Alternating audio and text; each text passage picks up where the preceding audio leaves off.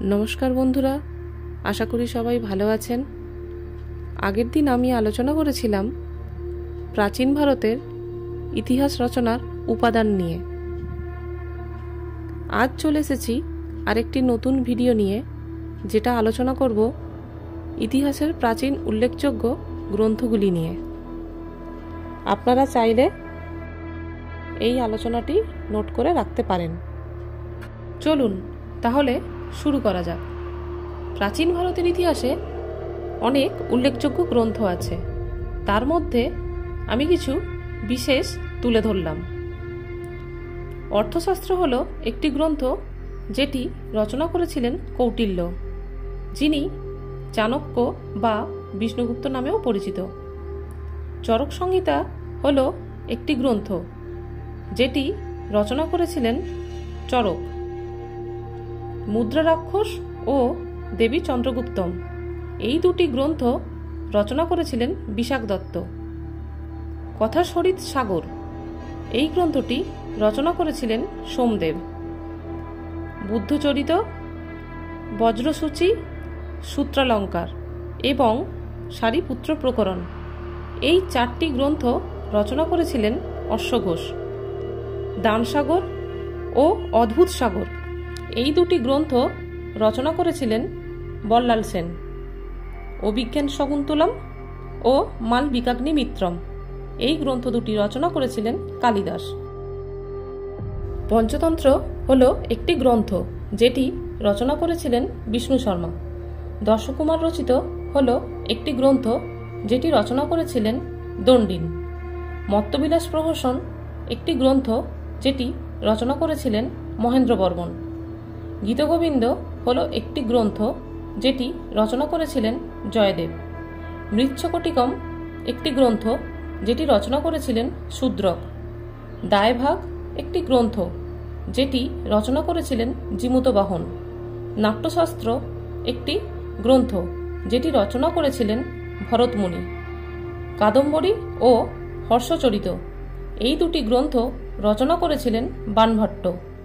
মহাভাষ্য একটি গ্রন্থ যেটি রচনা করেছিলেন পতঞ্জলি। রত্নাবলী, প্রিয়দর্শিকা ও নাগানন্দ এই তিনটি গ্রন্থ রচনা করেছিলেন হর্ষবর্ধন। অষ্টাধ্যায়ী একটি গ্রন্থ যেটি রচনা করেছিলেন পাণিনি। রামচরিতমানস একটি গ্রন্থ যেটি রচনা করেছিলেন গোস্বামী তুলসীদাস। রামচরিত একটি গ্রন্থ যেটি রচনা করেছিলেন সন্ধ্যাকর নন্দী। এছাড়াও আরও অনেক গ্রন্থ আছে যেগুলি আস্তে আস্তে পরে আমি আপনাদের জানিয়ে দেব প্রশ্ন উত্তরের মাধ্যমে। এবারে বলে রাখি ভারতে আসা কিছু বিশেষ বিদেশি পর্যটকগণ। প্রথমেই বলি নিয়ারকাস সম্বন্ধে। নিয়ারকাস হলেন আলেকজান্ডারের নৌসেনাপতি, যিনি আলেকজান্ডারের ভারতে আসার সময় আসেন। তার রচনায় সেই সময়ের ভারতে দলবদ্ধভাবে কৃষিকাজের বর্ণনা পাওয়া যায়। তিনি এসেছিলেন গ্রিস থেকে। পরের বলি মেগাস্থেনিস। পশ্চিম এশিয়ার গ্রিক শাসক সেলুকাসের দূত ছিলেন মেগাস্থেনিস। চন্দ্রগুপ্ত মৌর্যের রাজত্বকালে 300 থেকে 305 খ্রিস্টপূর্বাব্দের মধ্যে ভারতে আসেন। তার রচিত গ্রন্থের নাম ইন্ডিকা। এর থেকে মৌর্য সাম্রাজ্য ও সমকালীন ভারত সম্পর্কে নানা তথ্য পাওয়া যায়। এবারে বলি সু মা কিয়েন, এক বিদেশি পর্যটকের কথা। চীন থেকে আসা এই পর্যটক সু মা কিয়েন চীনের হেরোডোটাস নামে পরিচিত ছিলেন। সু মা কিয়েনের লেখা সি কিয়ের থেকে কুষাণ রাজত্বকাল সম্বন্ধে বহু তথ্য পাওয়া যায়। তারপরে আসি ফা হিয়েনের কথা। চীন থেকে আসা এই পর্যটক ফা হিয়েন গুপ্ত সম্রাট দ্বিতীয় চন্দ্রগুপ্তের রাজত্বকালে ভারতে আসেন। তার রচিত ফো কুও কি থেকে দ্বিতীয় চন্দ্রগুপ্তের শাসনকালের বর্ণনা পাওয়া যায়। তারপরে বলি হিউয়েনসাংয়ের কথা। চীন থেকে আসা এই পর্যটক হিউয়েনসাং হর্ষবর্ধনের রাজত্বকালে ভারতে আসেন। তার রচিত গ্রন্থ সি ইউ কি থেকে হর্ষবর্ধন বৌদ্ধ ধর্ম ও সমকালীন ভারতবর্ষের তথ্য পাওয়া যায়। আচ্ছা, ইবন বতুতার নাম হয়তো আপনারা অনেকেই শুনেছেন। ইবন বতুতা হলেন আফ্রিকার মরক্কো থেকে আসা মোহাম্মদ বিন তুগলকের রাজত্বকালে ভারতে এসেছিলেন। তার রচিত গ্রন্থের নাম কিতাব উল রাহেলা। এরপরে আসি আল-বেরুনির কথায়। আল-বেরুনি গজনির সুলতান মাহমুদের সঙ্গে ভারতে আসেন ইরান থেকে। প্রকৃত নাম আবু রেহান মোহাম্মদ। তার রচিত গ্রন্থের নাম তহকক-ই-হিন্দ। তার রচনা থেকে গজনির সুলতান মাহমুদ দ্বারা মথুরা ও সোমনাথ মন্দির লুঠের বর্ণনা পাওয়া যায়।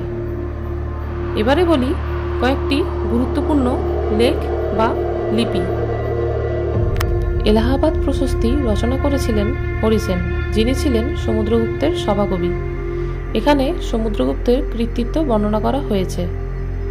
নাসিক প্রশস্তি রচনা করেছিলেন গৌতমী বরশ্রী, যিনি ছিলেন গৌতমীপুত্র সাতকর্ণীর মা। জুনাগড় শিলালিপি বা গিরনার শিলালিপি রচনা করেছিলেন শকরাজ রুদ্রদমন। আইহোল প্রশস্তি রচনা করেছিলেন রবিকীর্তি, যিনি ছিলেন দ্বিতীয় পুলকেশীর সভাকবি। দেওপাড়া প্রশস্তি রচনা করেছিলেন উমাপতিধর, যিনি ছিলেন লক্ষণ সেনের সভাকবি। নানাঘাট লিপি রচনা করেছিলেন নায়নিকা, যিনি ছিলেন প্রথম সাতকর্ণীর স্ত্রী। এছাড়াও আরও অনেক লিপি বা লেখ আছে, তার মধ্যে আমি বিশেষ কিছু জানিয়ে রাখলাম। কিছু মুদ্রা বা কয়েন্সের ব্যাপারে। নিস্ক ও মনা হল বৈদিক যুগের স্বর্ণমুদ্রা। কৃষ্ণল ও শতমান হল পরবর্তী বৈদিক যুগীয় মুদ্রা। পতিন হল সাতবাহনদের মুদ্রা। জেনে রাখা ভালো, একজন বিখ্যাত ইন্ডোলজিস্ট হলেন স্যার উইলিয়াম জোন্স। আজ এই পর্যন্তই। আলোচনা করছি আবার পরের ভিডিওতে। আমার এই ভিডিওটি বা আলোচনাটি আপনাদের ভালো লেগে থাকলে লাইক, কমেন্ট এবং সাবস্ক্রাইব করতে ভুলবেন না। পরবর্তী ভিডিওর নোটিফিকেশন পাওয়ার জন্য বেল আইকনটি অবশ্যই প্রেস করে রাখবেন। সুস্থ থাকবেন, ভালো থাকবেন।